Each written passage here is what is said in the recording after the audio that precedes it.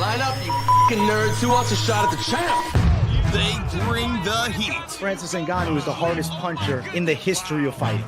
They bring the knowledge. If you think this fight is going 5 rounds, you are out of your mind. They bring you the picks. The dog is getting it done in this one. We deliver every single week. We're bringing the heat, ladies and gentlemen. The money line. Don't miss it on the MMA Experts channel each week. The Money Line. We are live on a beautiful Monday night. We're talking UFC Vegas 108, and Mike Finch is rocking a special shirt, bro. What's up, buddy? Shout out to Johnny Eblin. Literally on the back of the shirt, it's like undefeated since he lost the belt before it got to my house, bro. Holy shit. Ah, man. I'm sorry, Johnny. I feel like I had something to do with this somehow. But hey, man, Johnny Eblin's still the man. Still a cool shirt, you know? Yeah, I know. That is dope. I still dig the style. I think it demands some respect, you know? It's not my usual style. You see the big sleeves? It's not my usual style. Even my wife was like, huh? You know? It looks hip, though. Thank you. And you know what? I'm not like AJ. Back up. Let him see the sleeves on this thing. What the fuck? AJ's going to rip this shit open, bro. Don't flex on us now. You're going to rip that shit up. Yeah, it's not my usual cut, you know? Yeah. But had to rock it from my boy Johnny Eblin, who's a great fucking human being and who will bounce back, y'all. He's going to get that belt back. I'm rooting for him. Let's go. Mike Finch. Monday, we're talking fucking violence, man. We're going to go through Vegas 108. We got a new look main event. We actually also got a new fight announced a little bit earlier today that we're adding into the picks as well. So lots of things to talk about with this card. There's 12 fights on it. I think it's a good card for the Apex. And I'll say this, not hinting at any pick either way or the other for a Finch man or anything, but do you agree with me? The main event, Taira Park, more fun than Taira Albazi? Yeah, I think it's a harder fight to pick. I think it's a fun matchup. You know, Park was originally scheduled to fight on August 9th against Steve Erceg. And so he's got, you know, even more nasty jiu-jitsu to deal with against Tatsuro Taira. You know, he's got this young kid who's been on fire. It's a fun fight. I think this is a good one. I think so too. I'm actually really stoked for this main event. I think it's going to be like a cult classic, maybe even a certified flyweight banger. So I'm excited to talk about Vegas 108, but Finchman and I got to talk some Abu Dhabi. In the main event, Rainier de Ridder got the split decision win over Robert Whittaker. Definitely both guys pushed to the brink. Finch and I both decided to lock de Ridder, and it came through like money, man. I was very glad for both of us. Testy moments, though. I was fucking losing it. Round 3, I was like, you got dropped. Big shot. I'm like, don't tell me now. I'm like, don't tell me now it's over. He kept spamming that knee. Rainier, you got to chill off the X button or whatever he was on. He was on circle, bro. He just kept spamming the fucking knee up the middle.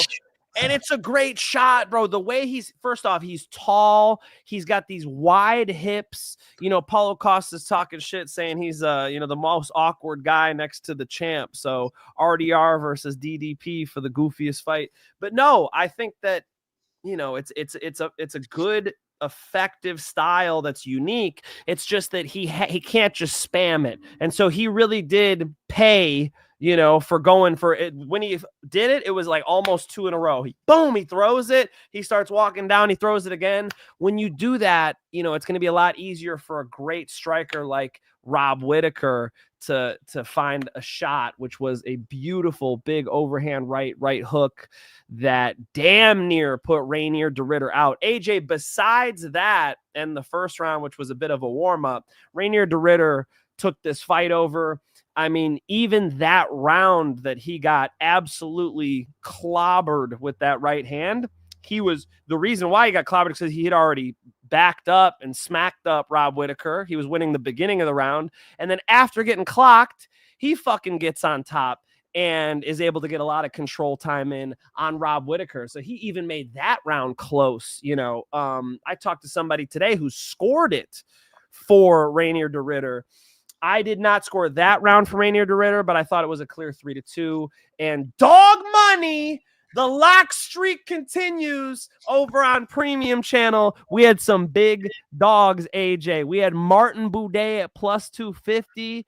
And I had, thanks to our conversation, actually sparked this fire, Bogdan Guskov at plus 170. Very happy about that. Well, listen, man, Jeff Cooper dropped us $50. We got other donos too, but I got to bring up the big 50 first, especially because it relates. He says, has to come show some appreciation for the best MMA show on YouTube. Joined Finch's Premium Channel last week and already paid for the full year subscription with his RDR, Gushkov, and Boudet picks. Got to share the love. Great double locks, gents. Hey, thank you, Jeff. Fucking go. Jeff, bro. Jeff, it doesn't get much better than that. Thank you so much, and thank you for sharing the wealth, dude. I know. They gave us some good odds on some of these, man. What the fuck were they thinking? Bogdan Guskov at plus 170. What the fuck were they thinking? Thank you, bro. You're a gem, Jeff. Thank you. Hey, W, Jeff. Shout out to B Willie. He drops us 199. He says, let's go. Money line time. You know what time it is, bro.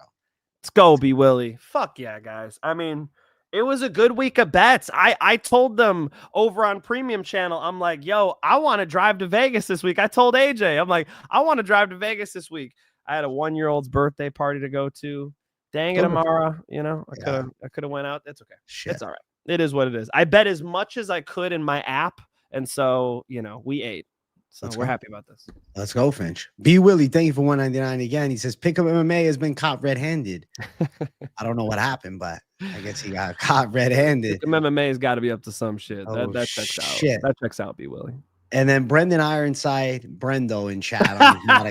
Brooke Finch versus D-Rod outside the pizza parlor. Yo, hey, D-Rod's looking pretty good, man. I don't think I want the smoke, you know. I think me and D-Rod better join up the same team, okay? It's me and D-Rod versus Brendan Ironside. That's what I want to see.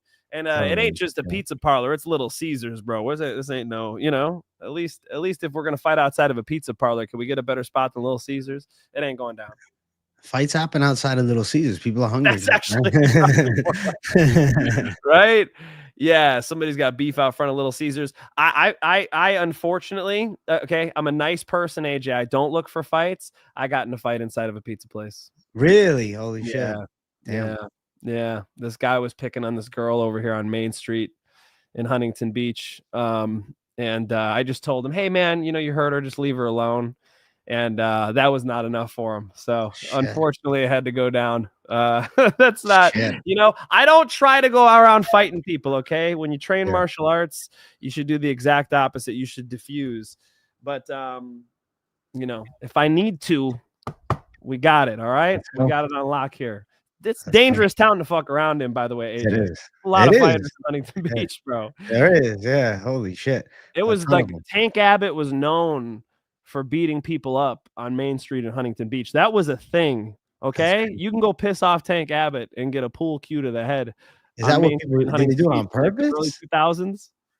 Well, did they want to test him, or was it just coincidental? Like, was it like, oh, I saw him, he sucks. I watched the UFC.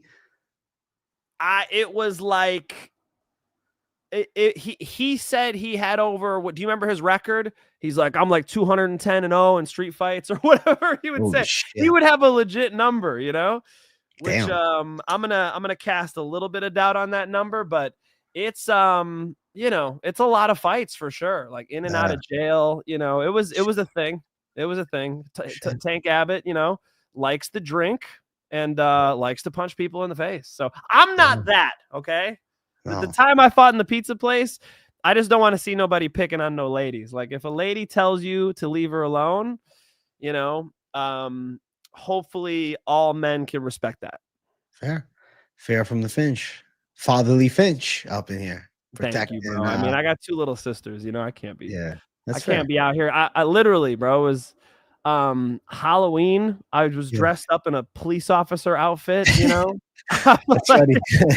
I've got my grandpa's 1960s, 50s police jacket on, and I walk into the pizza place, and this girl's like, "Leave me alone." He's like, "Fuck you, bitch," in her face. You know, I'm like, "Oh God." Shit. You know, but my buddy Kevin said I got to stop being the hero. You know, you got to be careful out here. Yeah, no, it's being the hero. It's nice. I mean, work that time. So you know, but it Yeah, could be I just risky, knocked him especially out. nowadays. It was People are it was crazy. it was just boom, one right hand. He got in my face because he's drunk as fuck. I'm like, stop, Yeah. stop, stop, stop. Pushes me. Like, all right, Yeah.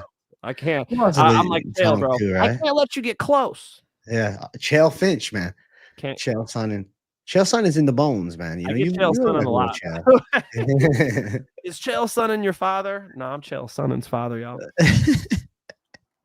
Hey, Christopher Romero, thank you for $1.99. Finch, you versus No. D in the Apex or Arena Octagon. No, please, bro, please. D-Rod's looking good, guys. Fuck. $100,000. I'd have to take him down. How the fuck? He's gonna be hard to take down, bro. Yeah, take He down. looks good, man. Kickboxing with D-Rod. If it ain't working for Kevin Holland, you know, Yeah. my only edge is just straight, pure submission grappling. That's not good. No, I'm gonna make peace, not war. Peace, not war. Finch, man, doing it right. All right. He's a hippie at heart. Okay. Listen, the Ritter looked really good. Back to the damn fight. We're going on side tangents galore. I think the Ritter put up a good performance. I want to ask you about this. Round number 4, the Ritter missed a couple punches. He like over swung hard. Remember round 5, Dean Thomas was talking about the optics and he was saying that could sway the judges towards the other side. I'm going to stand against that for the reason of why would you missing an offensive attack that isn't countered sway optics towards the other side on the scorecards? If you don't hit me after I miss, I might throw from the fucking hip, spin around and fall. But if you never countered it with anything, why would that cost me anything? Facts. I'm curious. You agree with that, right? I agree with that 100%. I don't get the optics thing We're at all. scoring on damage, right? You have to inflict damage. So I try to put that lens on every time. Okay, good. Yeah, same boat, man. I don't know. I thought that was just simply wrong. Like I don't think that exists in the scoring criteria. It's like Exactly. It doesn't matter. You know, we have to follow the scoring criteria. That's how fights are scored. Period. And the Ritter. Period. He won the fight too. Yes. Some people were upset with the decision. People love Whitaker. They love Whitaker. They love him with the goggles are on, the love glasses and shit. You know. Yeah. I think Whitaker had 2 rounds and De Ritter had 3. I thought that was fairly clear. There is an argument to give De Ritter the round he got dropped in since he won, 4.5 minutes of the 5-minute round. But come on, man, Whitaker almost put him out. 3 rounds to 2 is the way to score that thing. It was 2-2 going into the 5th. Let's go. I completely agree. Pick up MMA. Thank you for 16 months of membership. Send Said Nurmagomedov to Arkansas and forget. That's what he might need, man. You know what? Said needs some manual labor, man. Bring him to the farm. All right. Be fucking wrestling with the pigs and shit. Cutting some wood. I'm telling you, bro. That's the difference. And that's why Bryce dug deep late in the fight. I completely agree, Pick'em. Yeah, that's the difference. The farmer strength. How about this? He can't let Bryce have underhooks for half the fucking fight. And he can't butcher the back take. The rounds were clearly 1-1 going into the 3rd round. He fucking slaps the Said Nurmagomedov guillotine that I told y'all he had. Obviously, anybody with eyes knows he's got a good guillotine. He makes Bryce roll to his back. Perfect. He's on top. He's on top in the 3rd round. We got this. We fucking got this. Bryce builds up to his hands. Oh my God, he exposed his back. Are you going to take his back? Butchers the back take. Bryce gets the takedown and it's over. So the better grappler won. Yeah, the better grappler won. Thank you, Pick'em. The Bryce Mitchell, Thug Nasty. Well, I saw you USA, my brother. I told you we had to go USA in Abu Dhabi. It had to be. I went with no. I fucked up. It is what it is. It was a close fight. I thought Bryce was, pretty strong. Like he even said, he's like, Said was strong. He's like, man, for a little guy, I didn't expect that or whatever. So, but Bryce was, technically sound with his clinch and just didn't spend a lot of time striking. It worked out for him. I think the more aggressive Bryce is, the better. He could do that to, he could do that to a lot of the division. So, all right, note taken. Said was my one dog that didn't bite. Well, Said, listen, savage for sure, but Bryce, that Arkansas tough, came through. The Ritter next fight, just quick. I think him versus Adesanya might be next. What do you think about I reach him. That's a new fight. Bro, he called Interesting out matchup. Strickland, though. I liked the Strickland. Strickland's call out. suspended right now for that fucking incident at Tough Enough, and it's indefinitely. So I don't know. Is it going to be 2 months? Is it going to be 6? I don't know. Terrible. I mean, look at the top of the division, bro. Mhm. Like, what are the toughest matchups? Honestly, it's Kaio, Baralo, and Imavov's an interesting one. I don't really know who I'd pick there off the top. I think Rainier de Ridder is a pretty bad matchup for Khamzat Chimaev and a pretty bad matchup for the champ as well. An Izzy fight, yeah, I would watch it. Yeah, fuck it. It's a lot of fun. Yo, middleweight's hot right now. I think that de Ridder getting into the mix, it was better too, because now we got somebody new at the top. We got Imavov and Barrio in a top contender fight. De Ridder now coming on strong with a big win over Whitaker. Yeah, I think middleweight's got a lot of fun going down in the next 12 months. And I'm looking forward to seeing who's the champ in August. I mean, we'll find out. Yeah. Can Duplessis deal with the absolute freak wrestling of Khamzat? Does he survive the onslaught? Khamzat seems to be putting a ton of work into conditioning, bro. You know where Khamzat's been working on that conditioning?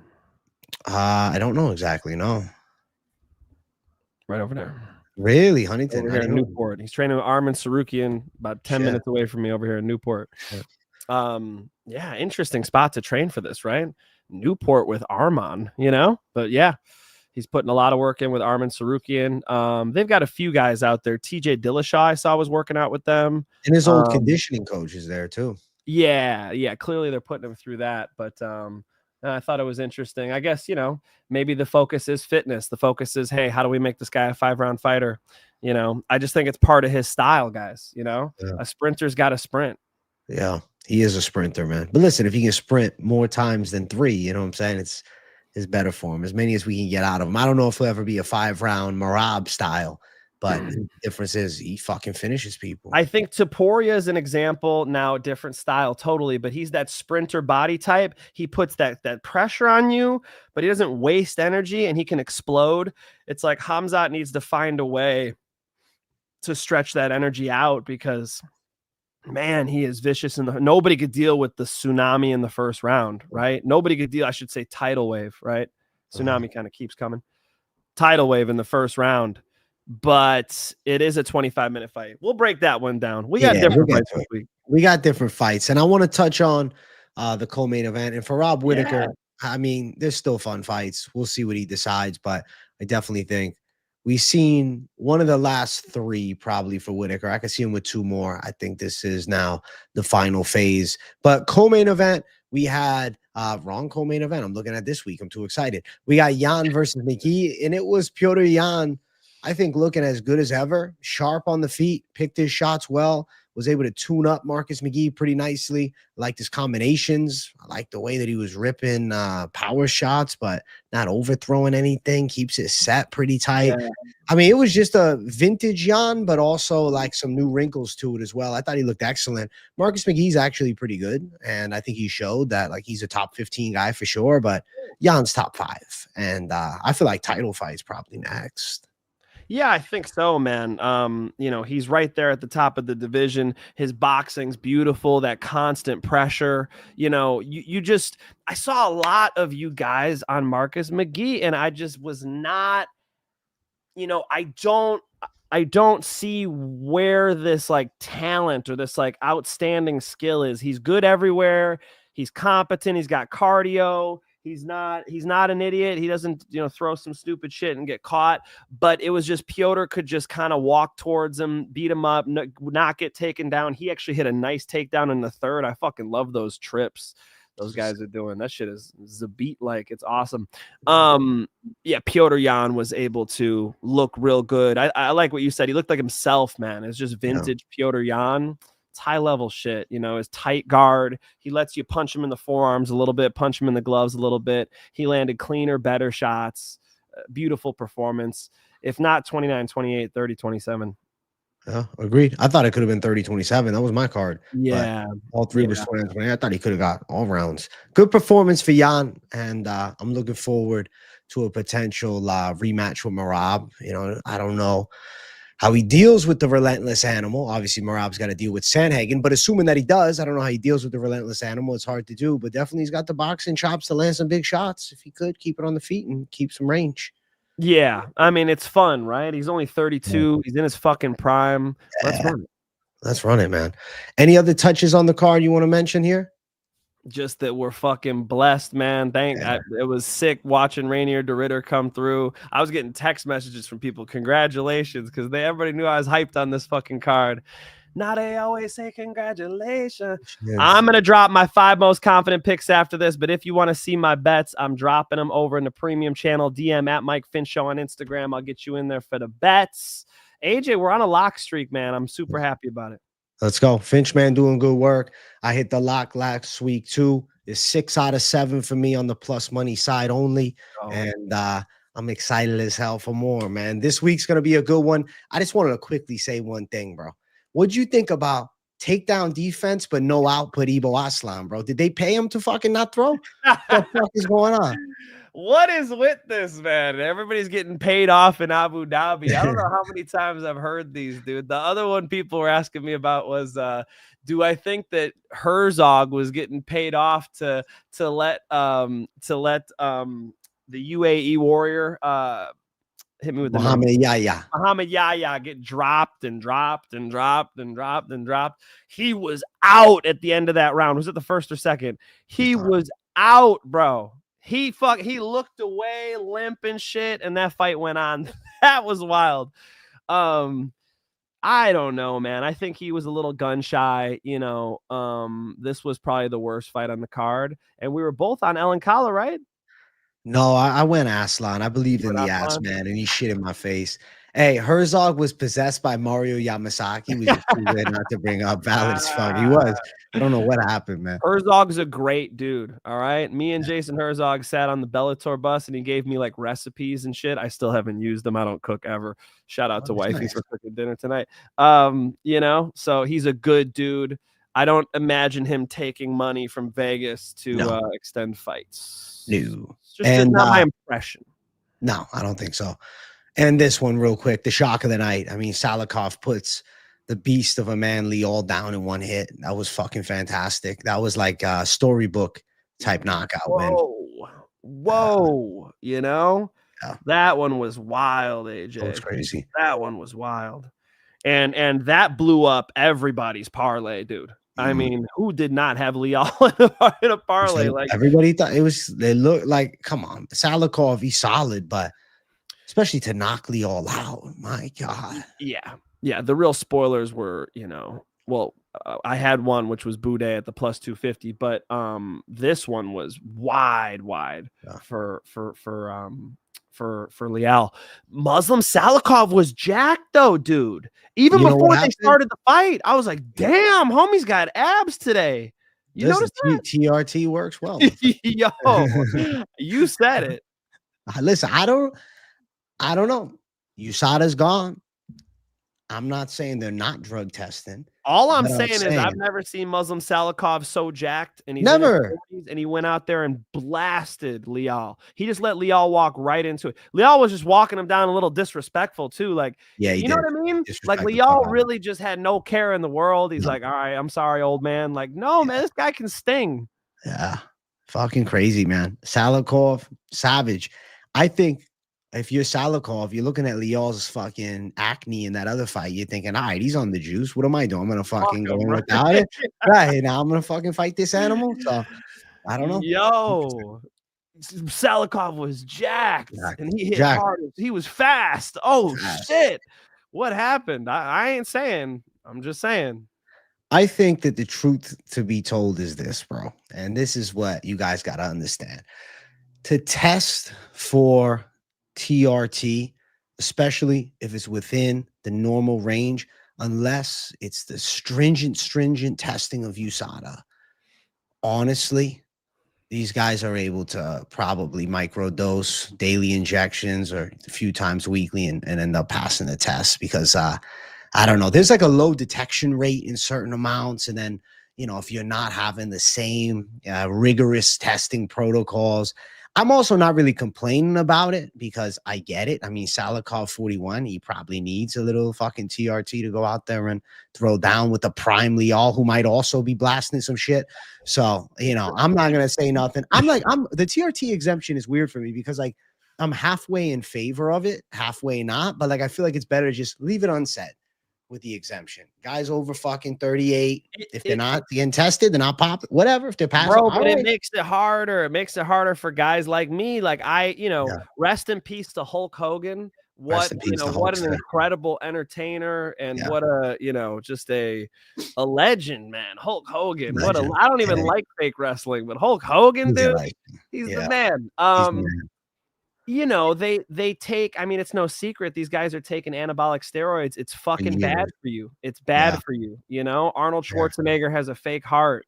You know, don't make me do the steroid list of heart attacks. There's plenty of guys I can name off for you. You know, it's very, very tough on your body. And so I would prefer a clean sport. Like, as you know, as somebody who competed, I can tell you, like, I don't want my opponent on steroids because I ain't. Oh, I know. You know? No, I totally understand. Unless it's a pre-agreed thing, you know. I don't. I like freedom, but don't tell me. You know, don't tell me it's clean and then come out there juiced up. That's fucked up. I get it for sure. It's a weird thing.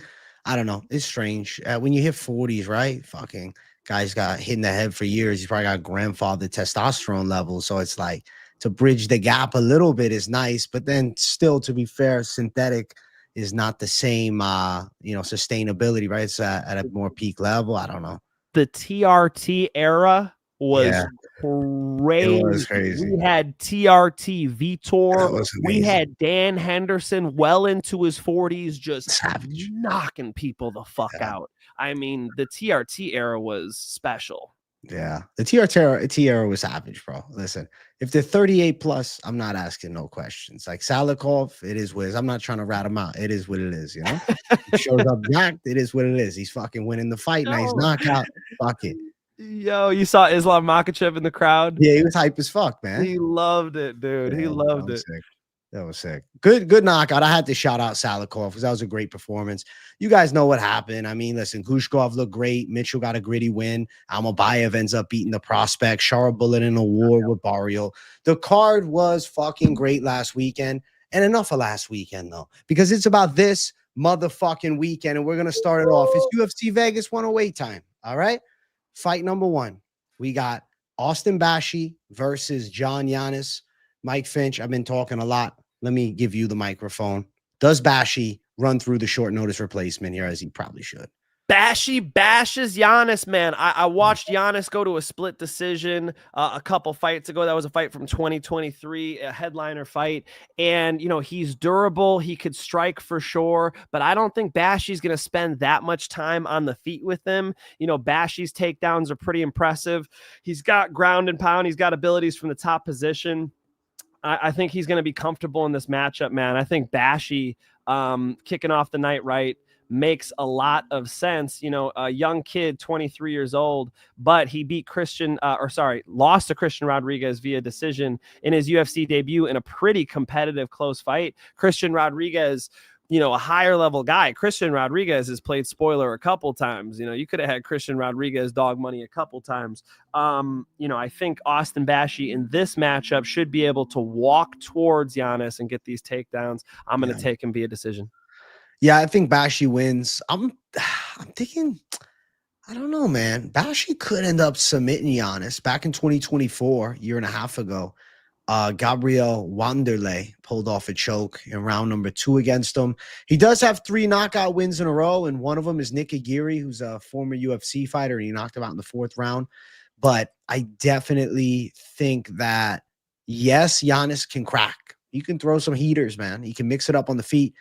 there's a vulnerability in the takedown, and Bashi can wrestle all night if need be. Yannis got strangled by Gabriel Vanderlei. I used to watch Gabriel Vanderlei train when he was a little kid. Gabriel Vanderlei is the son of the former head jiu-jitsu coach of Rufus Sport, Daniel Vanderlei.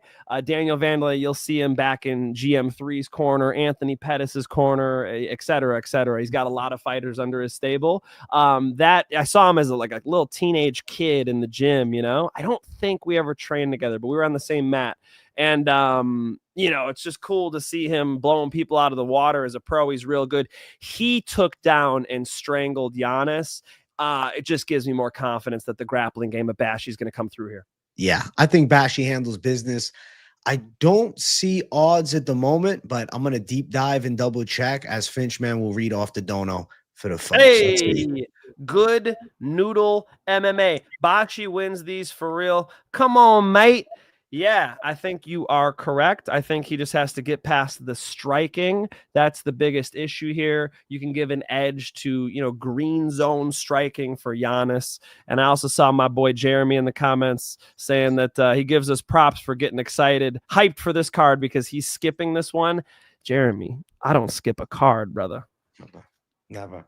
Haram. Okay, kids? Yes. No skip. Haram. Every card, every week. Always. All right. Always. Thank you, Good Noodle, for another one. He drops 2. He says, also, Trevbot wants you to know, F Amir. I agree. Oh, shit. I think he's talking about Amir Albazi. Damn. Some strong hate towards Amir Albazi. Listen, we're wishing him a recovery. I don't think that there was a release of why he was out, but he had like some neck issue, heart issue. Like he's had some health scares, right? Shit, dude. Yeah. So, you know, well wishes to Amir Albazi. I hope that he comes back. Of course. Yeah. Good Noodle MMA. Come on, man. Come on. Trevbot does it. He says, pluck Amir Albazi, W Good Noodle. Thank you for $1.99. Wow. But why, guys? Can you tell us why? Why? Like Albazi, man.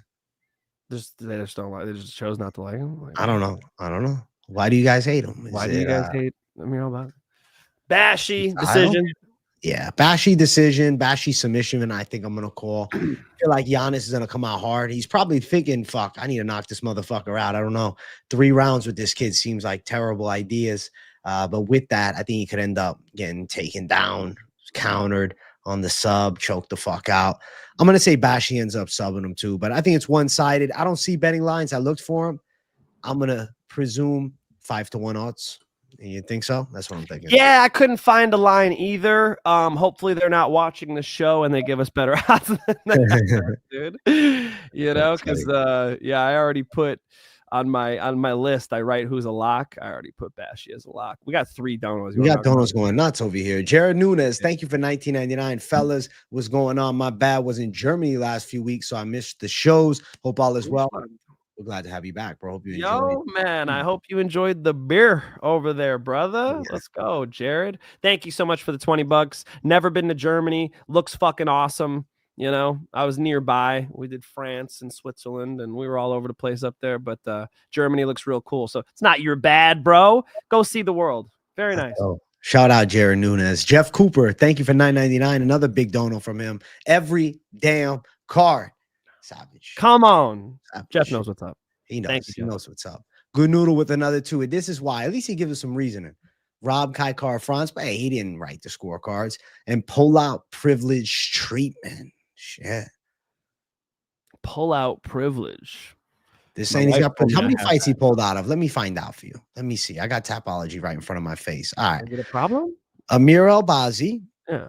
He has pulled out of 1, 2, 3, 4, 5, 6. No. Take it back. 1, I'm like 6 2 fights. I'm seeing 2 fights recently. He pulled out of the fight with Moran. 3 fights if you include this one. And then maybe earlier in his not ideal. I'm talking about 3 recent, like not even recently, over the past fucking 3-ish years. You know, this fight game is fucking dangerous shit, man. People get hurt in training camp. I'm not gonna flack him too hard. Unfortunate. You think he didn't want to get in there and try his fucking luck against Taira? I'm sure he did, but better fight with Park anyways. Thank you for the 2. Good Noodle. He's a good noodle. Bashi. At least if you're gonna talk shit, donate. I always appreciate that. You know, like I do. Even if you talk shit to either of us, if you donate, listen, I gotta give you some fucking respect. But yeah, Bashi for the win. Let's move on to the next damn fight. We got the ladies going after it. Piera Rodriguez versus Ketlen Souza. So this one, I mean, I sat on for a bit, man. I'll be honest, like women's fights, I'm like, I got a double look nowadays. Cause shit, like last week I had Tabitha Ritchie and she pulled through as an underdog. I was excited. Then I looked at this one and I'm like, all right, I think I'm going Brazilian underdog again. Give me Ketlen Souza. I like her striking a lot. Piera Rodriguez has good takedowns, but 0 wins by submission. She got absolutely destroyed on the mat with Jillian Robertson. So, yes, she's able to bully some of these girls like she did it to Knudsen last time. Knudsen got released from the UFC after, but that's besides the point. I don't know. With Ketlen Souza, I think her takedown defense is getting a bit better. Even though she does get taken down, I think her get-up game's solid, and her hands are sharp. She throws power shots. She's definitely the more powerful striker. I think she's the better boxer. Pierre is definitely aggressive, and I feel like she's got an advantage towards wrestling and clinch work, but still, like, you know, striking is a major aspect of her game, and Ketlen's better than her there. I'm going to go with Ketlen Souza to get a competitive decision. I mean, she was in close money territory at close with Angela Hill. Now she's a fair-sized dog against Piera Rodriguez. I feel like Souza can get a nitty-gritty decision in a good back and forth. I did not know that. What are the odds? The odds right now have Ketlen Souza sitting at plus 165, bro. Yeah, she's like a real dog. I think that the lines are minus 110 here. I would be like, yeah, that makes sense. But plus 165 for Ketlen, she's good. She's younger too. Yeah. Yeah, I think they're tripping, bro. Yeah. I think so too. You know, Angela Hill, bit better at range, but Angela Hill's very fucking good. You know, how many times does Angela Hill go to split decisions with like the second best, third best, fourth best women in the division? You know, Angela Hill's been there, done that, and has been sort of a late bloomer. You know, I remember her back on The Ultimate Fighter, I think it was. Yeah. So she like farted. I always remember that. I remember that shit. Fighter. Like, too far, am I? No, nothing about a girl farting is good to me. Oh. Yeah, there's this girl who used to burp in high school. Instant turn off. I'm like, all right, it's a wrap. Yeah. You know, like you can burp, but just not like next to me loud. You know, like a bro. You know, I don't. Yeah. I don't burp either. By the way, I'm not a bro. Like, you know. Yeah. I used to not like on the football team how people would just think they could just like burp and fart. Like, I'm not with that. Anyway, how do we get there? The Ketlen Souza had a split decision with her that was close. I do think she could deal with the Piera Rodriguez. I think she hits harder.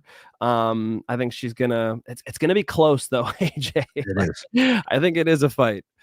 It's a good fight. I like Ketlen to win as a dog at plus 165. I see that as a mismark. She was opened up at plus 250. I don't get it. I mean, I know Piera's got some takedowns in the arsenal, but like when you really look at it, okay, Josephine Knudsen's a decent prospect, but Ketlen Souza, I mean, to go out and fuck up Haragi impressively and then give Angela Hill a good run for her money, and she's still trying hard at the end. It's not like she got bullied by Hill come round 3. She was in the fight. Yeah. I think Ketlen Souza can win this one. So I'm with you, Finch. I think Souza in a nitty-gritty close fight, they probably go over 2.5. It's minus 325. Souza probably wins a decision, which is plus 260. You're better off just money lining it. Yeah, I'm going to go towards the side of Souza. Dog money here. And a fight that I think could be even money. I think Rodriguez is wrestling. I'm not saying it's overrated, but I think it's being a bit overhyped, or at least like, you know, overly weighed in on the odds, because she got no subs, she's not a submission threat. Like, okay, you get on top and then people get back up against her. Exactly. I mean, she's not the fight's probably not ending, you know, with her on top. I'm sure the over's juiced, but over's likely. Yeah, 325 on the over. It's not crazy. Nah, it's very likely. Let's go. Dog. We're going ladies fight. We got another dono. Picking them dogs, man. Dog hunters, bro. Good Noodle MMA with another dono. Thank you for the 2. Oliveira out cold is making me crash out on everyone. So he's disappointed with Taporia putting Charlie all away, I believe. Yeah, but come on, man. Of course that was going down. Yeah. You know, that was going down. So Can't be mad about that, man. That was to be expected, my friend. Yeah, agreed. Let's keep running up the card. Next one. We got a good fight. Flyweights. We got Felipe Bunes versus Rafael Estevam.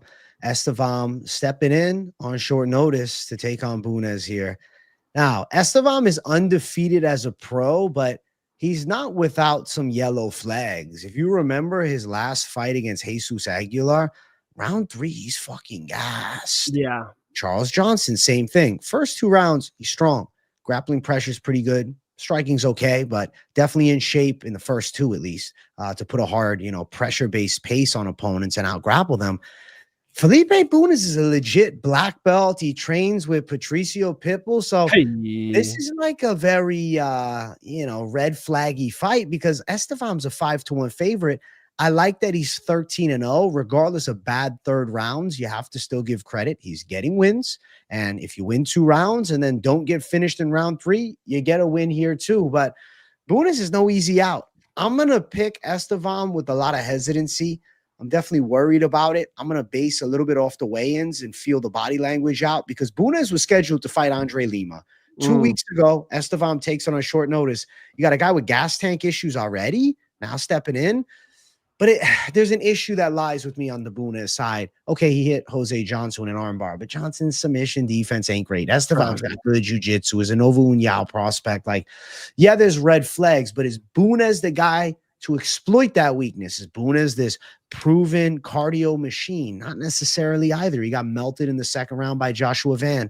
So I'm going to go with Estevam, but I definitely don't like the betting odds here. And I think that Estevam ass risk, but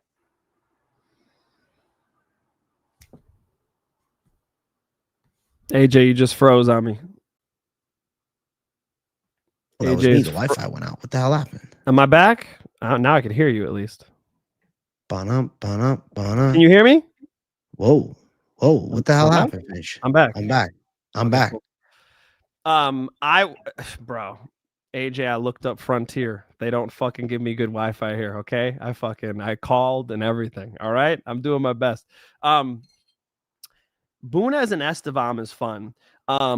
Felipe Bunes has an ability to get a late finish here in the third round. I like that he's on the full camp. That really helps a lot. But Estevam's grappling is powerful. I like that Estevam is stronger. I like that he has better takedowns. It's him taking this thing on short notice that's throwing me for a loop. So while the pick right now is Estevam, I agree with your assessment, especially the part where you said the third round issues. I think you're identifying something very important there. He took this on short notice, and you got a guy who slows down in the third round. By the way, this is not Joshua Van. So, Joshua Van, very fucking high level. I do believe that that Felipe Bunes is going to give him a run for his money. So the pick will be Estevam, but I would never put that in a parlay. Yeah, I think that Estevam wins, but that could be a parlay buster. You got to worry about this guy's tank too much for me. And, when you put him at lines that, tell a story of him just running right through Bunes, right. I'm not so sure. He's minus 460 as the favorite. Bunes plus 360. I don't like the betting side. I think the prediction or I do. I mean, this is one of the few fights you'll see where the pick and the bet could be different things. True. Bunes to win, right? The thing is, I was looking at Bunes and I was like, all right, he's got a 2-4 record on fights that go distance. He's got 9 submissions, but 7 are in the first round and 2 are in the second. Never won a fight in the third round. So it's like, I don't think of Bunes as a guy that has a great gas tank either. So definitely going to be an interesting one to watch. I mean, could end up being a performance where Estevam doesn't even need to go that deep into the fight. And maybe he really beats up a Bunes and shows that, maybe Bunes isn't really UFC level. But yeah, going to go Estevam, but a little worried about the gas tank for sure. For sure. Yeah.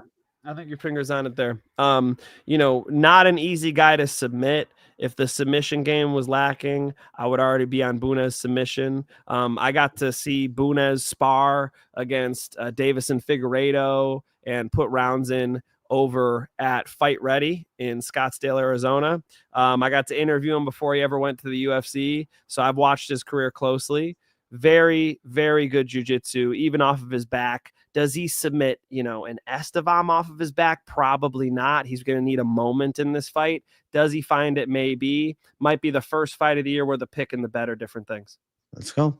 So both of us calling Estevam, but if you're stapling them in the parlay, you need to know Red flag. Gas Tank Woes is definitely a red flag on this one here. Let's keep running up the card. Next fight on it, we got Rodolfo Vieira versus Tresean Gore.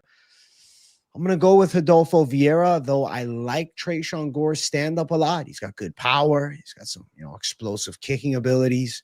Striking game's fun. But he hasn't faced somebody with this level of grappling skill.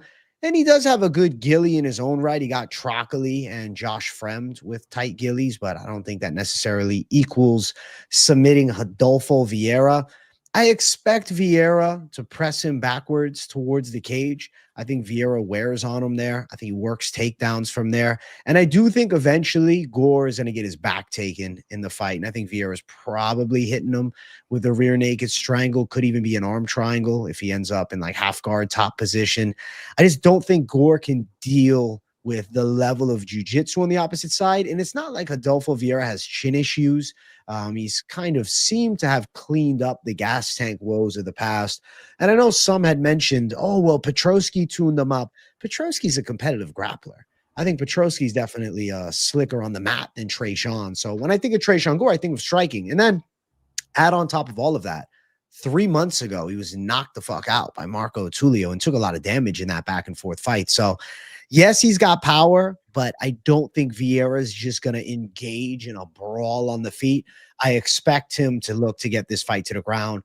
And being at the apex, 5 steps forward and then 5 steps back, or he's already against the cage. So I think Vieira submission for this one, Finch. Vieira submission's definitely interesting. I mean, he was able to do it to like not a Petrosky, sorry, Petrosian. Armin Petrosian.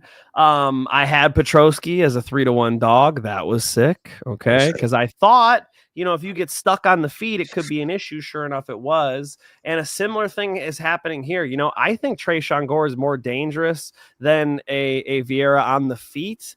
The problem is the grappling, man. So it's all about, can he get the takedown for me? I do think Gore is going to be able to touch him. And, he hits harder. He's faster. He's only 31. He's getting better.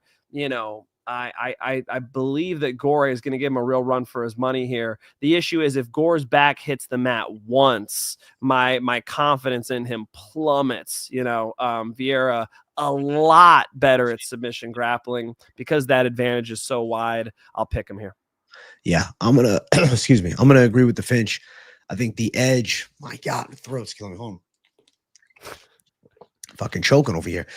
Just because of the grappling advantage, I think I have to go towards that side.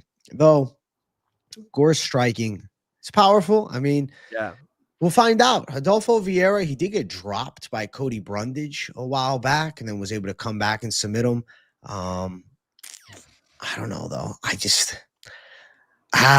think Vieira gets a submission. So I'm going to go with Vieira sub. But you're not crazy to go Gore knockout at 6-1 odds. I think if you're looking for plus money and you're like, yo, I like Tresean striking, he could rip some heavy shots. But I think Vieira probably chokes him out. Probably. Yeah. I don't believe in Vieira striking. I think he's probably getting a little too much credit. He's got a jab, I think in straight kickboxing, I would go Gore.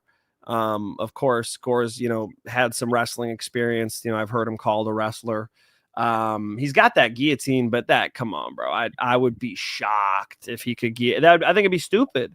It'd be stupid to try to guillotine Rodolfo because I could see him trying it though, and then that would be dumb. Down, right? That's how Rodolfo comes and takes his back and puts him onto the mat. You know what I mean? Yeah. He needs to, be Jack Della Maddalena in that bitch.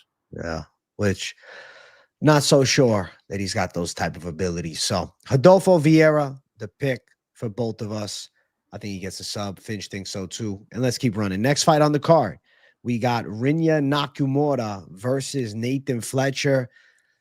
Nakamura, big hyped up wrestler, and then Muin Gafarov gave him a bit of a lesson last time out. Big upset there.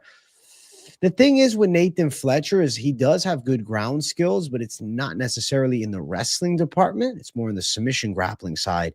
Problem is I see him in bottom position against Nakamura, and I'm doubtful in his ability to submit Nakamura if he's not submitting Colin Loughran, and he's going to a split decision with him. Yeah, I felt that he won the fight, ended up losing it on the cards, but a split decision there, close fight, and then I got Nakamura with the wrestling threat. I think Nakamura probably wins the decision. I do think Nakamura is a bit overrated for sure. I'm not uber high on him, to say the least, but good athlete, takedown abilities, and it's not like he's an awful striker. He's going to be a lot more athletic than Nathan Fletcher, and I just don't think he gets submitted. I think Fletcher is probably going to be forced to, play jiu-jitsu from the bottom, and then Nakamura, even if it's just full guard and body work and some shots to the head and then holding, and Fletcher trying to get back up, trying to create space, trying to, put his feet on his hips, and maybe he'll get up against the cage and then Nakamura with more pressure, and maybe they'll have a bit of striking. But I look at Fletcher striking and I'm like, I don't think he's knocking Nakamura out either. So ultimately, I just think we get in a bit of a grappling heavy fight where Nakamura is more likely to end up in top position. Give me Nakamura. Nakamura needs to wrestle. Earth to Nakamura. Do not just kickbox with these guys. You need to shoot, and when that doesn't work, shoot again. And when that doesn't work, try to clinch. And when that doesn't work, shoot again. That's how he wins this fight. There is a submission threat. The number one way that Fletcher has been able to beat people is by getting them to tap out. I don't think he's that much of a threat on the feet, which helps, but I'd like to see Nakamura wrestle here. I don't want to see him striking with these guys. I feel like he comes in as such a heavy favorite so often that he's not sticking to like a strict game plan. And I think you got to do it the Asu Almabayev way. Just keep going to the well, keep going to the well. If he puts on that type of performance, he could dominate this thing. Fletcher went to a split decision with Loughran, who kind of built like a T-Rex, but he's actually decent. He's a powerful dude, and that was a close fight. I think he's a test for sure. But this is about the level where I think Nakamura, should be able to get the job done. As long as he doesn't fight out of his element. Like he should engage in the wrestling. He should do his thing. I think he grinds out a decision if he does. 4-1 odds. Nakamura the favorite. Fletcher a plus 300 underdog here. Over is minus 210. Possibly. Probably. Nakamura on the cards is minus 150. I don't know, man. I'm not a big Nakamura fan. Sure. I don't know. I just don't like it, especially last time Gafarov gave him a bit of a beating. So we kind of know that, his level is towards the, bottom half, I'd say. Sure. And Nathan Fletcher, I actually picked against Loughran, and I really thought that he won that fight. I thought, he kind of got robbed of a decision. It's just, I can't bring myself to predict he submits Nakamura, but I will not be betting Nakamura in the parlay. I don't really like Nakamura's style. I think that it's, to say it bluntly, man, it's just he's fucking stupid. That's it. Like the going out, I don't care. Okay, he failed to take that against guy. He wants to strike with these guys. Yeah. You're a high-level wrestler, bro. I'm chain wrestling all fucking night. And if you don't got the gas tank for it, I want you to go do fucking more cardio. I think there's an easy strategy for success with Nakamura. And, I don't want to rip him apart. I don't think he's a bad guy, but low fight IQ, and that's a big red flag. Thankfully here, Nathan Fletcher doesn't have knockout power and is more of a jiu-jitsu-based grappler, and I don't think Nakamura gets submitted. It could look similar to the fight against Carlos Vera, where, he's able to land takedowns, getting guard, but, not a lot happens. So I will reluctantly predict Nakamura, but probably happy to see him get choked out, to be honest. I like Nathan Fletcher more, just to tell the truth, but no, I'll go Nakamura as the pick. Rooting the other way, though. Happy to see him get choked out. What a nice guy. What do you mean? I'll be happy for Fletcher, bro. Fletcher's good. I like Fletcher. You said happy to see him get choked out, not happy to see Fletcher get the choke. That would have been okay. See, I gotta roast you. Gotta say a little more rough. Nakamura needs to engage in his style. If he fights the style of Nathan Fletcher and it's like a kickboxing bout with some scrambles, that won't be good. What he wants to do is pin his shoulders on the mat, get his ground and pound going. Nakamura is a good athlete too, man. He's pretty explosive. I think he'll get it done. Yeah, I think so too. So Nakamura should get the win. And yeah, let's keep moving up. Next fight on the card. We got interesting one. Middleweights going after it. We got Nick Klein versus Andrey Pulyaev. I'm going with Andrey Pulyaev. I like his striking a lot. It's a pretty slick southpaw. Good range on his punches. Relatively sharp. He's an Alexander Shlemenko prospect. That's a fucking throwback name of Bellator. Klein on the other side, I mean, he's a good like bullying pressure fighter, and he has some decent wrestling. They call him, blue collar, and that's the vibe I get. The problem is with that blue collar style, he's very flat-footed. He has kind of like a weird dip into his stance, and I think Pulyaev is going to be a lot more mobile on the feet. I think he's going to be a lot faster with his punches, and I don't really feel Klein is going to be able to wrestle fuck Pulyaev. I think his grappling defense is solid, and he's got some submission wins too.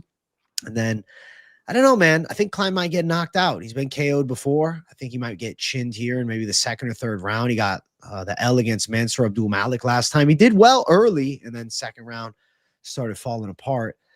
I'm going to go Pulyaev probably by KO. He went 3 rounds with Christian Leroy Duncan, and he got pushed around a bit. But to be fair, Leroy Duncan's good.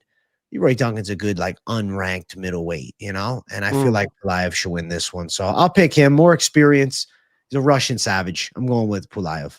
I mean, both guys got in off the Contender Series and lost their first UFC fights, but they both had tough ones. Mansour Abdul Malik as well for Nick Klein. So I do think that the better striker gets it done here, but he'll roll the dice if it's on the ground. I just don't think Nick Klein's going to be able to get it there. And on the feet, what's he going to do? Hit him with the mullet? I just feel like he's going to be out of sorts on the feet with Pulyaev. I think the EV gets it done, and potentially a knockout. For Klein, I think he should try to spam the grappling a little bit here because he's got the submission victories. You put the EV on his back. A lot of these guys are not very comfortable in that position, but I like the moments of wrestling I've seen from him. He does look like the more dangerous kickboxer. I think he's live for a KO. Jeremy Field in the comments, my boy. Jeremy, can we get out of Apex, please? UFC, my God, no energy. But I think on the flip side, Jeremy, you get more fights because they're at the Apex. Do you really want less fight cards? Because I think that's the trade-off. I think because they get to go to the Apex, we get UFC most every Saturday. Yeah. I mean, listen, I like this Apex card. There was a time where I was shitting on the Apex when they're doing it week after week, but if it's every so often, I actually have no issue. I just don't like when it's back-to-back Apex cards. We're back-to-back, one off, then Apex again. But if it's an Apex card, 5 or 6 weeks of fights elsewhere, Apex card, I'm not going to complain. And I definitely think that the new main event is probably a reason why I'm not bitching. If it was Taira versus Albazi, I might have been bitching a bit more. But I really like this Taira Park fight. I'm really looking forward to chopping up, man. Bro. Fuck, I'm excited. So let's get through this pick here. Pulyaev, the call for us both. Odds for the fight. Pulyaev is a bit of a favorite at -150. Not crazy odds. Klein at +130. Over 1.5, -185. I think that's reasonable. Pulyaev does have some finishes though early, but I was worried about that. Pulaev's got some sting. I don't know, man. Nick Klein, both of his losses, got finished by KO or TKO. He got finished by Mansour, and he also got finished prior to Contender Series, a few fights behind that. And now he's taking on a Russian sniper. I think Pulyaev might put him away. So the pick Pulyaev, I would say more straight money line. Obviously, not underdog status, but -150 is respectable. And I like the southpaw stance. I think he's going to be too fast. He's going to have a reach advantage. I don't think he's getting grapple fucked. He's got some submissions in the arsenal. And we're calling Pulyaev, bro. Doubling up on Pulyaev. I'll take KO. Let's go. Finchman and I both going Pulyaev, and I'll be there with him too. We're going knockout. let's get to the main card. If you guys haven't yet, make sure you hit that like button. If you're new to the channel, make sure you subscribe it up. Mike Finch, I'll let you kick this thing off for the main card. Let's go. We're going to go Silva versus Vallejos to kick off the best card of the year. Quit fucking hating over there in the comments. I see you guys trying to dunk on this beautiful card. I feel like, I feel like some of these fights can be fun. I know it's not the biggest name value. That's not really what you get with Apex cards. If you expect name value on Apex cards, I think that's like the whole point, though. You know, the Apex cards are not where they're selling out fucking the T-Mobile. You know what I mean? They're not trying to sell out, Madison Square Garden with a Tatsuro Taira fight yet. Tatsuro Taira is a kid. Kevin Vallejos, real fucking good, real fucking dangerous, puts people away. I think Danny Silva is in big trouble in this fight. Split decision over Lucas Almeida is nice. Split decision over Josh Culibao is nice because Josh Culibao can fucking box too. But Kevin Vallejos has this extra edge where he's got power when he puts it on you, man. Kevin Vallejos, I think, in that little cage is going to get to Silva. I think put him out, bro. I'm going to predict another KO. Let's call this one first round. El Chino. Listen, I think of Marcos Maidana, and I think Vallejos is carrying that nickname well. I like Vallejos a lot. Like you say, he got the little extra edge. Hits hard, rips shots with a lot of thud, but also like calculated attack. It's not like he's one of those just gunslinging wild punchers. He's a precise knockout puncher. He's very talented, clean with the striking technique. He lost to John Silva on Contender Series, went all 3 rounds, gave John Silva one of his better fights to date. And Vallejos is still young and improving. I mean, he's definitely the prospect to watch. 23 years of age with an insane striking ability. He's 15-1 as a pro. And you know what I love about this fucking kid? He didn't just lose to John Silva and then, take some time off and hope for another call to Contender Series. He went out and he fought 2 times, and then he got the call to come back, and he made his mark on Cam T easy. And then first round knockout of Sung Woo Choi. Kevin Vallejos is good, bro. And I definitely think that he has a top 10 future. The thing about Danny Silva, though, bro, he actually is not a bad prospect either. He's got pretty good boxing. He's comfortable out of both stances, has decent punch combinations. He's pretty fast, actually. The thing is, like, Lucas Almeida split decision, Josh Culibao split decision. So, he's getting the job done against, tough veterans. But now he's fighting that prospect. And I just don't think Danny Silva wins this one. I believe Vallejos is going to pressure Danny Silva. I think Silva's going to be forced to, backpedal a bit. I think he's going to get caught against the cage. I think Vallejos is going to cut some angles, cut that cage off, and just rip some thunderous shots. I don't think it's the first combination, but I do think Vallejos eventually puts Silva out. I'm right there with you, man. I think he's KOing him. And I think we got a fun fight. I'm really excited for this one. 10-1 versus 15-1. That's good shit. That is good shit. He's fucking talented, man. Yeah. I think that putting your opponent in a constant state of anxiety thing is a great tag for Vallejos. Moving forward, they're in that little cage. I think he'll be able to cut Silva off. I think he'll put a shot on him. Minus 400 for Kevin Vallejos. Fat line. But I do think he wins. KO win for Vallejos, minus 115. This fight is expected to go under 2.5 rounds. That line reads minus 155. So, yeah, I do think Vallejos should get the job done. But note that Danny Silva only has 1 loss, and he has not been finished before. But ultimately, he also hasn't fought somebody near Vallejos' level. And like I look at Vallejos and I'm like, all right, nearly 2 years ago fought John Silva. And now John Silva's fighting Diego Lopez at Noche UFC in the main event. Vallejos, not that far back, has a legit top contender on his resume that, yes, he lost to, but went distance with. And I think that's a green flag. And at the time, he was, 21? Yeah. This kid's fucking striving towards top 10, might even be top 5. A little bit on the shorter side, but I don't think that's an issue. Featherweight, like we're seeing some of these shorter guys take over. Look at Ilia Topuria, look at John Silva, and now look at Kevin Vallejos. You don't have to be tall and lanky like a Max Holloway. I mean, even look at Volk. He did have long reach, but look at Volkanovski. The featherweight division, you don't have to be 6 feet tall to fucking carry the strap. And I think Vallejos definitely making a bit of a run. And I think unfortunate for Danny Silva, who is definitely a developing guy, 28 years old in his prime, getting better, but too much. It's a respectable test for Vallejos. Yeah. It's a respectable test. But I thought as soon as I saw it, I'm like, okay, 2-0 in the UFC. Like, they're not giving them they could have easily gave him somebody that's look how they're treating Ataba. You saw Ataba's next fight. He's fighting Ozzy Diaz. I like Ozzy's brawling style, but come on, man. Ataba Gatier's gonna put him away. Ataba's got fucking stone hands. He's been in 100 street fights, though. That's what he said. He's got 100 street fights in Cameroon. I believe that shit. I believe it. Yeah, that checks out. Yeah, that checks out. Yeah, he's got stones for hands, bro. It's like people are melting. You're gonna give him Ozzy Diaz. I feel like they're doing like to Ozzy Diaz what they did to Chris Moitinho. Some of these matchups got some boxing vibes. Yeah, they do it more. I don't know. Did they used to do it as much? No, the UFC's always been about fighting the best. That's been the difference. I mean, that's been the business model. So they're just throwing a little flavor in there. Hey, here's Chris Moitinho, worked out for the highlight reel of Sean O'Malley. Maybe it'll work out here. Yeah. I think I'm just speculating as to where Vallejos and Silva is a better fight. That's all I'm saying. Yeah, definitely. Love this matchup. Vallejos, knockout for us both. Let's keep running up. Next fight on the card, we got Neil Magny versus Elizeu Zaleski. This fight tortured me, bro.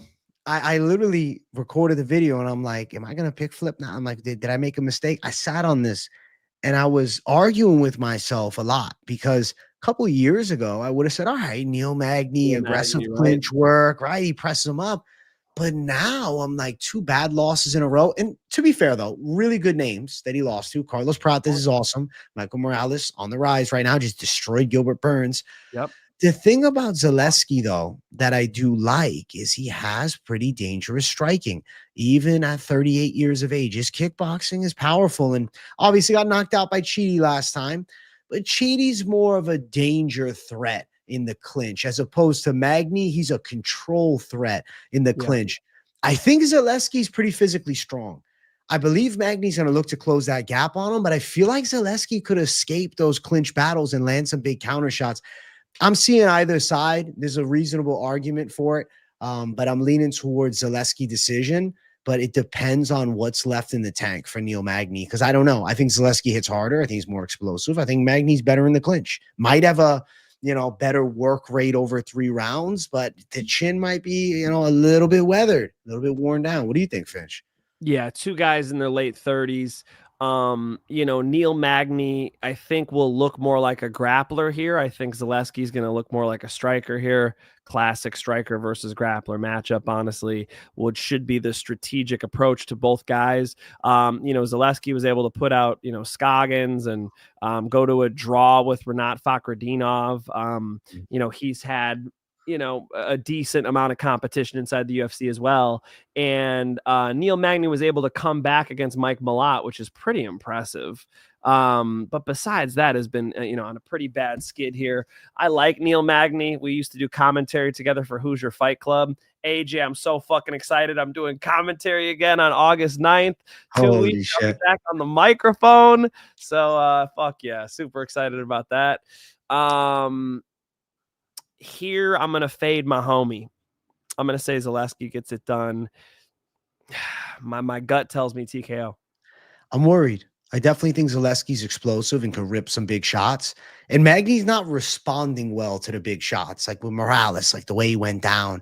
Obviously, Prates, death touch. But I don't know, man. Yeah, I think you might be right on it with Zaleski. I feel more so torn on the betting side. The prediction side is like, all right, I'll accept the faith. 2-1 for Elizeu Zaleski. Magny at +170 as the dog.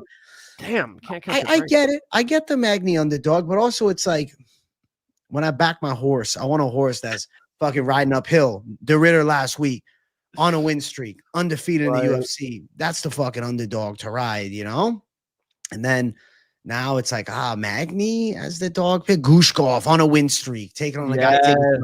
Not here. So I can't fucking yes, could Magny dig deep and maybe he gets a competitive decision, but I can't justify that. At least if I'm going to throw down on the dog, I can't. This is not the one for me. Even if I think he has a chance to win, it's just, to me, I favor Zaleski. I feel like he's got a little more, like, yeah, he got put away by Chidi. It was unfortunate, but he also looked like a killer against a guy that probably is not UFC level, but he looked terrifying. Like, it's not like he even looked awful in the, loss before that. Let me get his record up real quick. Like, did he look terrible against Randy? Or Randy Brown slick at boxing? Randy Brown's fast. Randy He got stung up. And they went 3 rounds. They won all 3. Yeah, and Randy Brown's dangerous, man. Magny doesn't have the danger threat. And then I think Zaleski's jiu-jitsu defense at the least is good enough. And I don't think Magny's good enough at wrestling to just body him. So if Magny's to win, this is my prediction. I think it's a clinch fuck. It's just a clinch fest. We're at the apex where it could be possible. But I'm with you, bro. I'm going Zaleski too.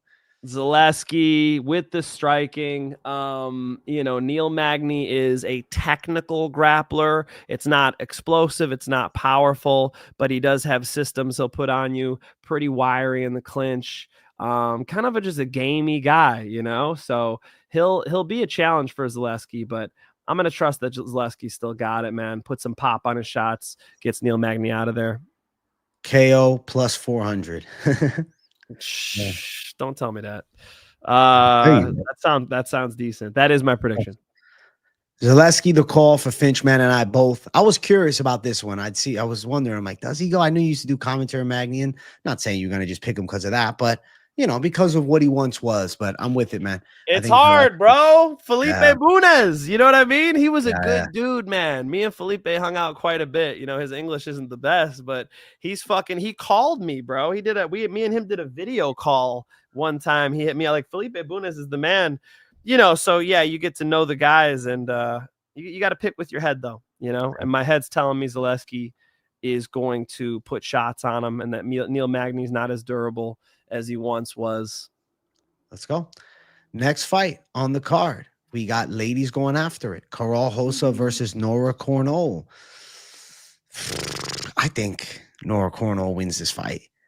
I like her striking. I feel like she's a little bit better in the mid and close range, a little bit better with the hooks, a little bit better with the tie clinch. I look at Rosa and I think, okay, solid teeps, decent straight shots, but correct me if I'm wrong, but I feel like she was caught in that fucking sparring pace last fight. Like, she didn't show dog at all against Eileen Perez, and I fucking hated it, man. And I picked Rosa to win that one, and I was like, man, she didn't dig deep. Like, I'm not saying that, she would have won the fight if so, but I didn't feel that same oomph. I think that Aldana fight could have taken something from her. She had a good back and forth war with Irene Aldana a couple years ago. I feel like Rosa's striking is, the base of her game, but now she's going to be outmatched in size. Cornolle coming from the striking base. Good record, too, 9-2 right now. A little bit older, but I'm not too worried about the age in this one. I feel as though Cornolle's still primed at 35. And then I look at something, the size, 5'7" to 5'5", but also the red flag of it, though. Cornolle, she don't be making weight, man. 2 out of the last 3 fights, she wasn't on weight. So if she comes on weight here, that could be the red flag. The red flag could be a Cornolle that makes weight. If she misses weight, more of an edge. I do think Cornolle wins, but I would say if you see her shredding down to 135, there's a little more worry. Or if she's 136 and actually, makes it. She did lose to Jacqueline Cavalcanti in the UFC. She also lost to her outside of the UFC. It's the only woman she's lost to. And Cavalcanti's a smooth kickboxer from long range, and Cornolle made that a dog fight. Yeah, I think there's a bigger dog in Cornolle, and she happens to be the underdog. I'm going to pick her, Mike Finch. I agree 100%, man. I'm surprised to see that Rosa is the favorite. I mean, what was the last time you were impressed by her? What, when she fucking split decision Diana Santos? What was that, 3 years ago? It's like she's been on a bit of a skid. What has Karol Rosa been up to? The loss to Eileen Perez, of course. Beat Pandy on a decision, Kianzad. No shame in losing the big booty.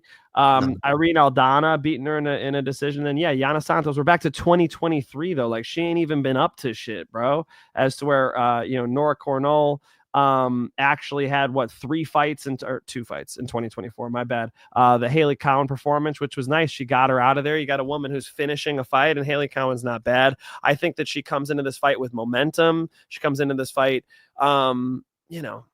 competent. So yeah, I'll go with her.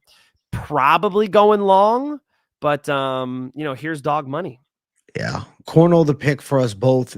She's sitting at plus 146 right now as the dog. Rosa at minus 171. Do you know what the odds opened at?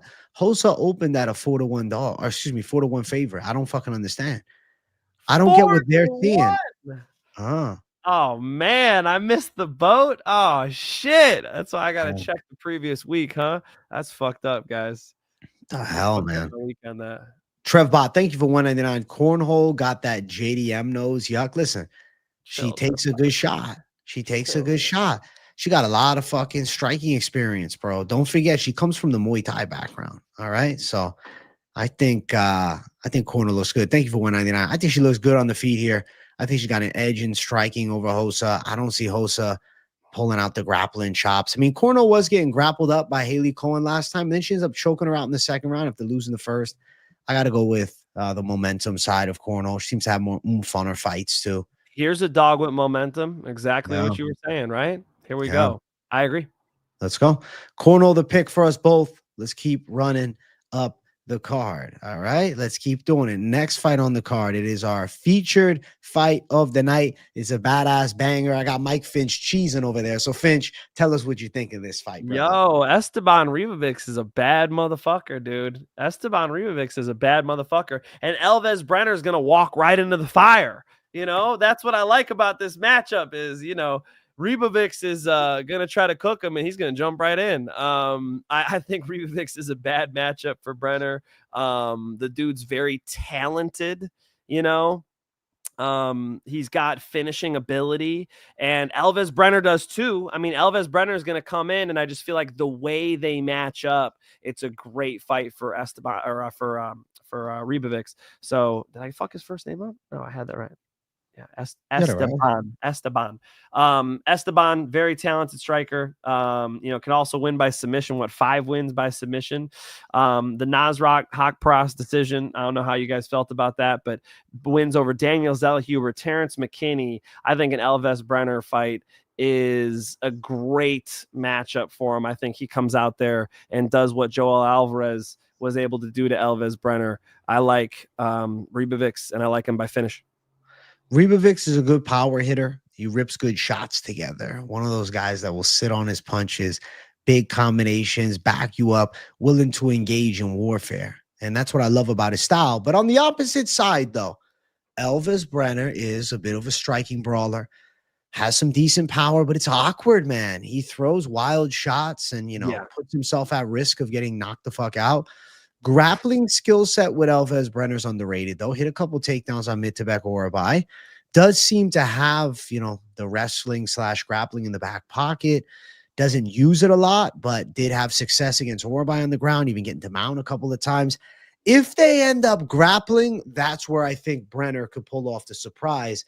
But he's become a striking brawler. His game is not chain wrestling, even though he has the capabilities, does he get it there? I guess if I'm on the shoot the box team, I'm like, yo, let's fucking wrestle. But even Charles Oliveira, as good as he is offensive or grappling, a lot of the fights, like they like to start with guys willing to bang, man, for whatever reason. Is like that team, even though they have good jiu-jitsu, their guys like to brawl first and then go to the well with some, wrestling and grappling after the fact.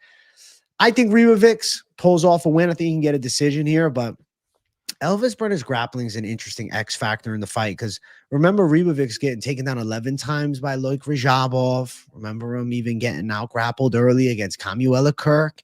So Ribovics' takedown defense is something that we haven't seen tested lately, and people are forgetting. Like, not that it's bad, he's got an ability to scramble and get back up to his feet. He can stop takedowns. He's not a bum there. But that's probably his weaker point. He's been fighting strikers. Daniel Zellhuber, kickboxer. He ain't shooting no fucking takedowns. Bless you, Mike Finch. Nasrat Hakpras, kickboxer. Looking to strike with you. Good at everything, but striking first. The pick is Ribovics. Don't get it twisted. But if I'm on Brenner's fucking team, I'm like, yo, take him to the fucking ground. Let's control a bit. Let's slow this fight down. But I don't think that's in Brenner. I think he's a brawler. And I think, unfortunately, he's running into somebody who's got better hands.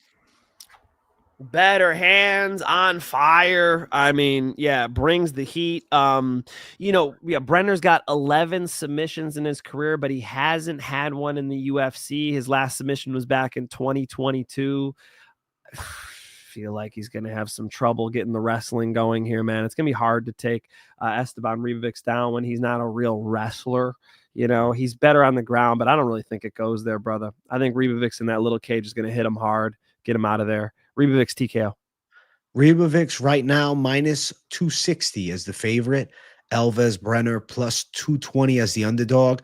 For the fight to go over a round and a half, it's minus 225. And then for the Ribovics KO side, you're looking at plus 140 with decision at plus 185.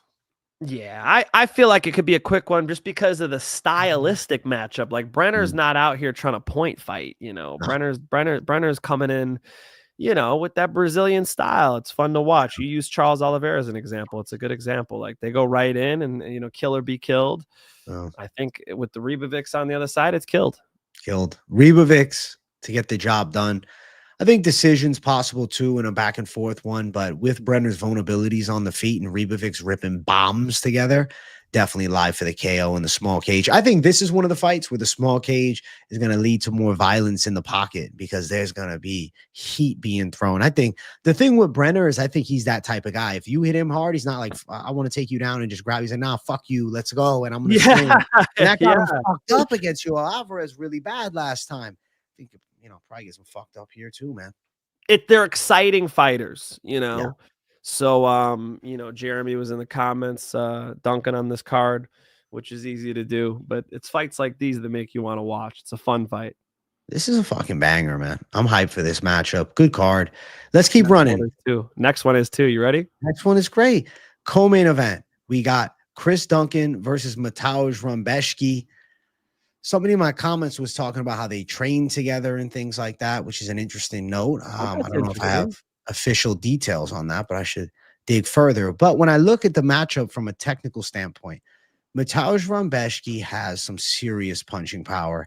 He's a thudding southpaw kind of savage boxer. He's a mix though, because he's got a real thick body and he does have good grappling skills too.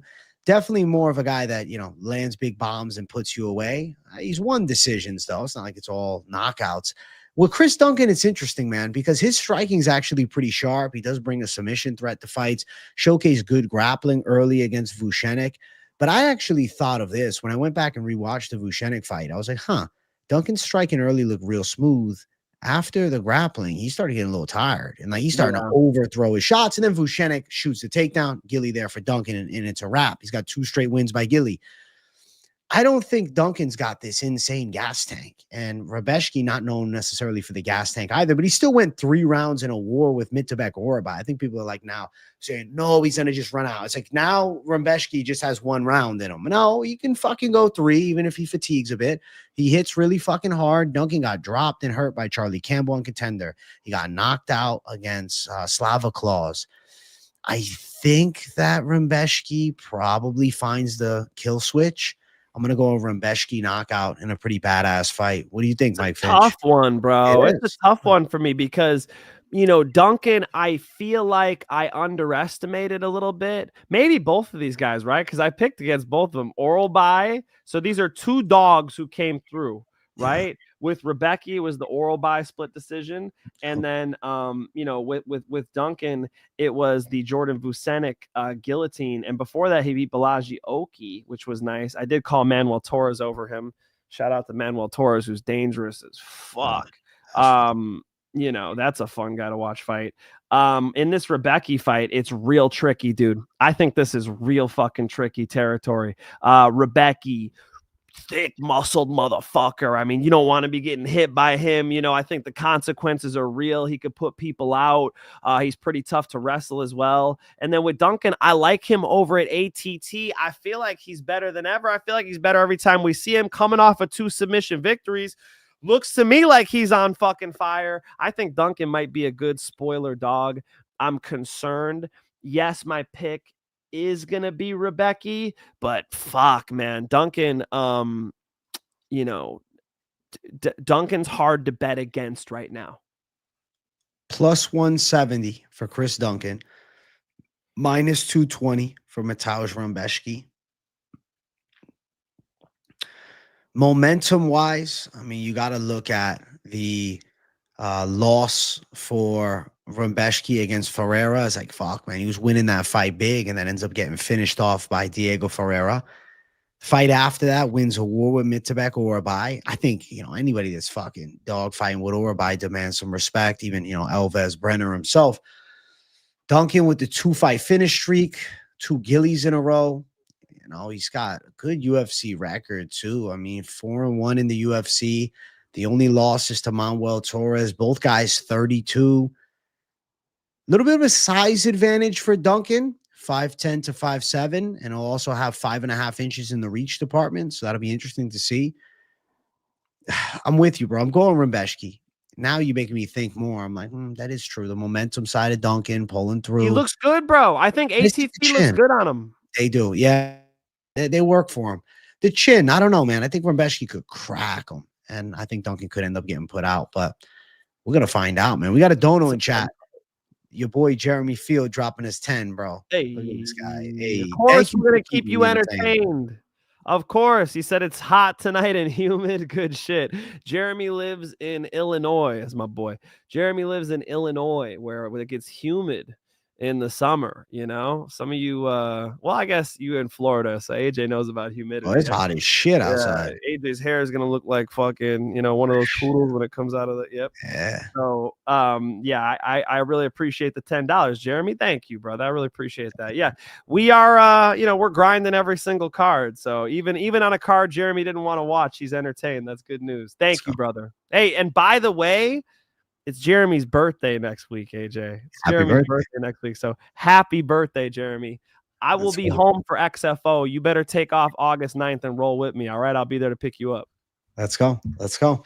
I'm thinking with this card and our breakdowns in general, if you're not hype about a card, you listen to the show.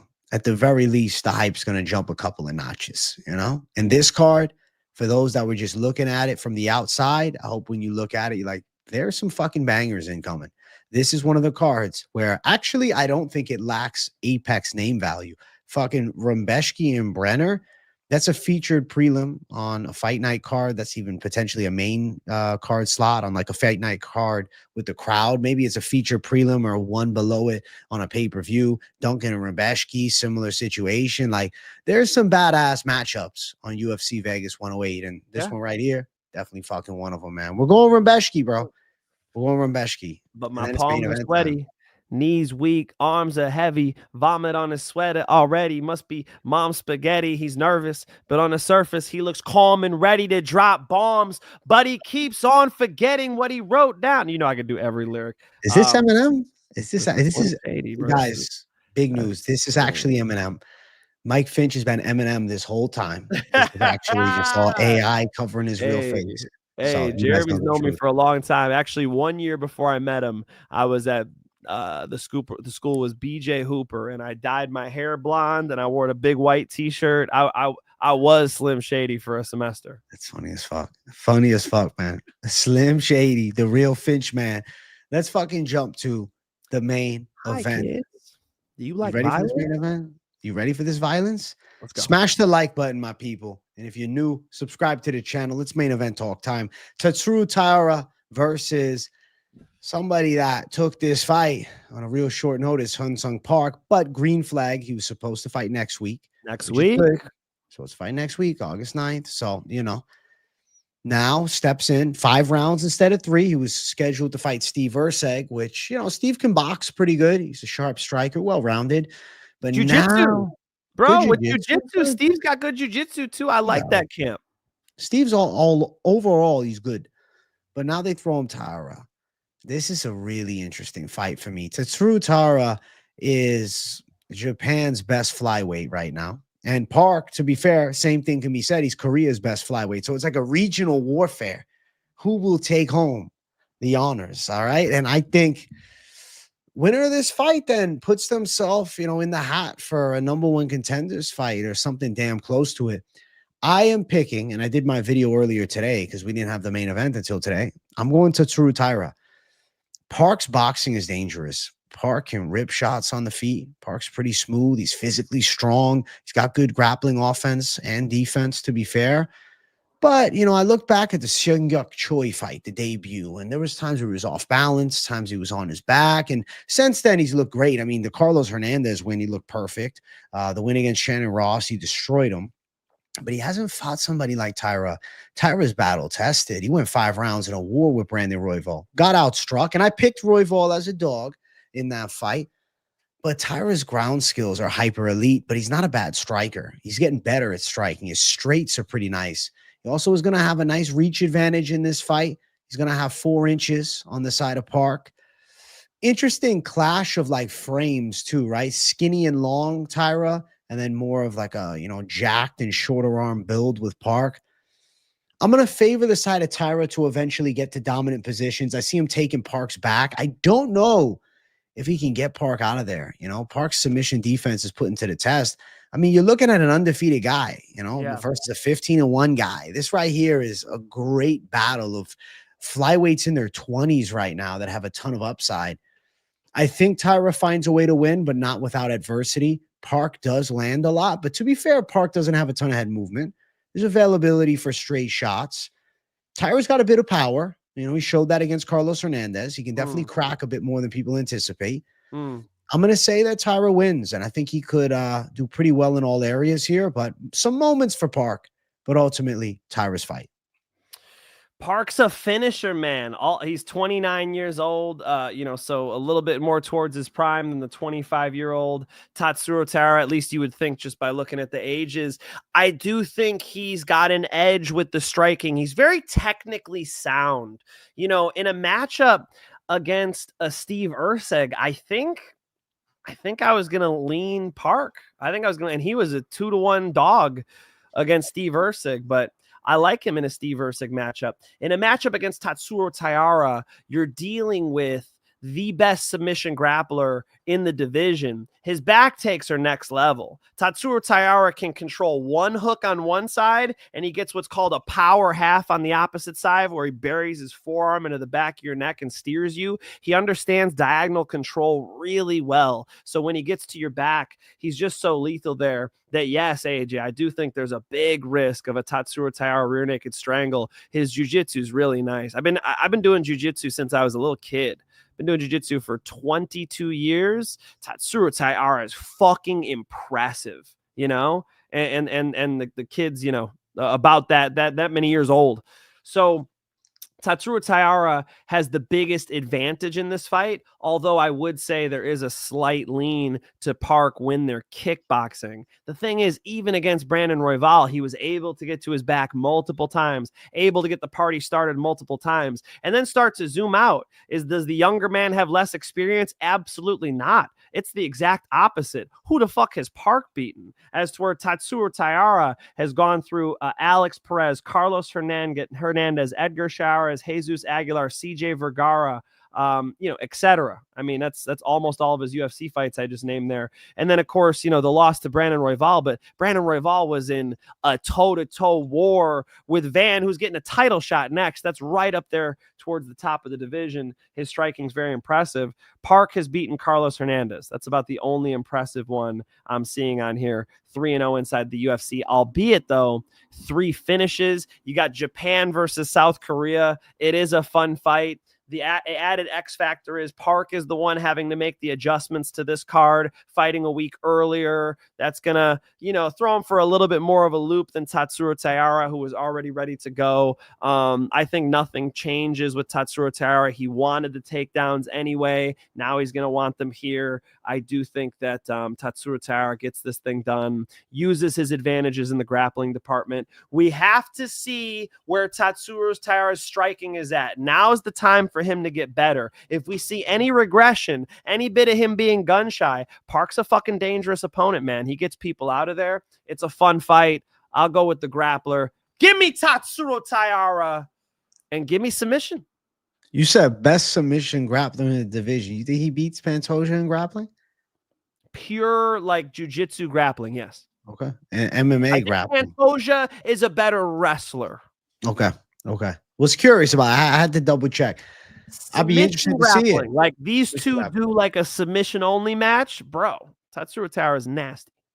I think that if Taira gets past the park and let's say Pantoja is still holding the belt and maybe he gets one more, like that's definitely an interesting matchup, something different, right? Because everybody that Pantoja has fought recently, he has the grappling advantage. Taira sub threat, would pose an interesting risk with the length too. But nonetheless, he's got to get through Park here this Saturday, and it's not an easy out. But I do think it's Taira getting it done against Park, who I like, and I've definitely grown to believe in a lot more after having some doubts earlier on.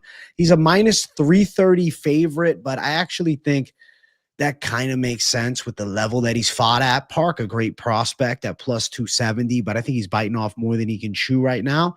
Looking at the over, it's plus 108 for over 3.5 rounds, under minus 138.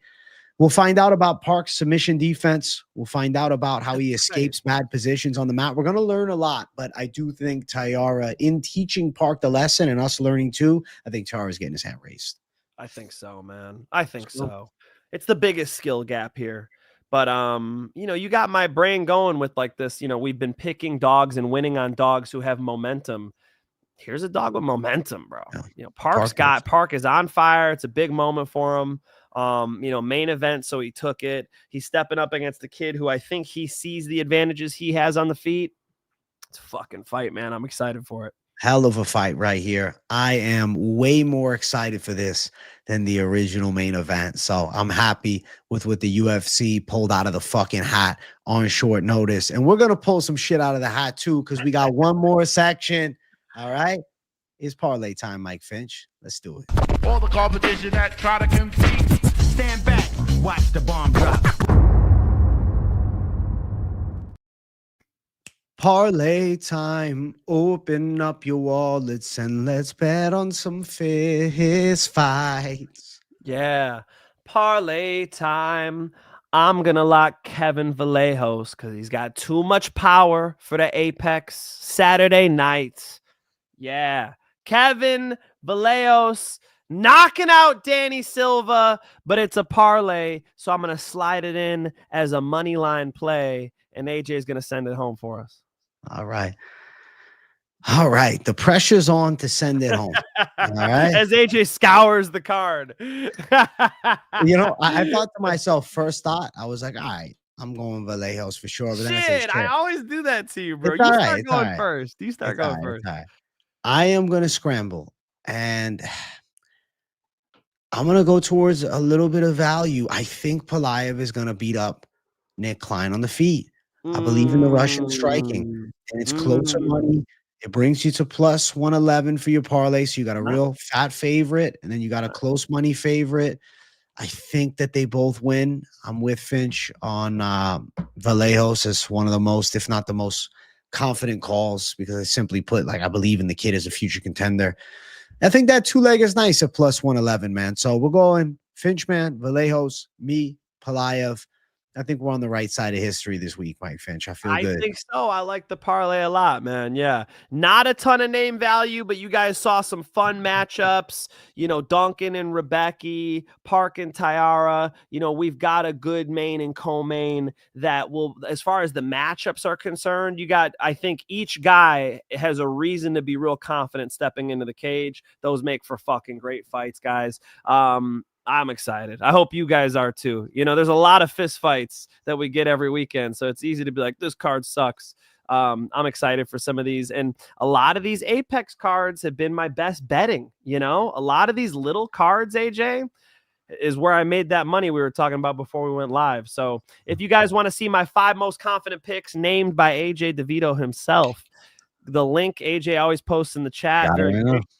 I will be live in a few minutes after me and AJ talk shop, and then I'll drop the bets tonight. So if you want to see who I am betting on, my biggest bets, I drop that over in the premium channel. DM at Mike Finch Show on Instagram to get in there. We fucking ate last week with some dogs, and I'm excited to show you guys what I'm cooking up this week. There's a lock streak going. I have every intention of keeping it going, AJ. Let's go. Do we agree on every pick? I think so. I don't think we disagreed on one. Let me scour this card. I real can't quick. think of one that we disagreed on, bro. That's Damn. yeah. That's crazy. Listen, you're the king of the Apex. I think I'm onto something good, man. Let's go. I'm trying to see here. Damn. Yeah, I guess so. I mean, I was you know, you were concerned about Felipe Bunes too, though. I said Yeah. my bet and my pick might be different there. Agreed. You know, I think I gave Tresean Gore a little more of a shot than you did. Fair. You're not as happy about Rinya Nakamura as I am. But yes, I think at the end of the day we have the same picks. Let's go. Let's go. Let's go. Me and the Finch, man, bring in the fucking thunder. Make sure you guys watch his show. I have it pinned up in the chat. Go subscribe. He's almost at 10,000 subscribers. So let's get Finch to 10K this week. Put me over. Come on. Go hit the button. Go hit the button. Thank you guys for watching. We love you. Smash the damn likes right here. And if you're new to this channel, make sure you subscribe. Hey, Lunchtime Live back tomorrow about 1:30ish p.m. Eastern time. I'll be back with the live streams and then an evening stream too. And shit, if there's fight news, I'll do a video. You guys know where to keep it locked in right here on the MMA Experts channel, the daily content. I would have had the picks out Sunday, but there was no fucking main event. So that's why I dropped them this afternoon. We got Moneyline here. Beautiful day. All right. So shout out to the folks. We love you. Go watch the Finch, man. Any final words, Finch? Wrestling is boring.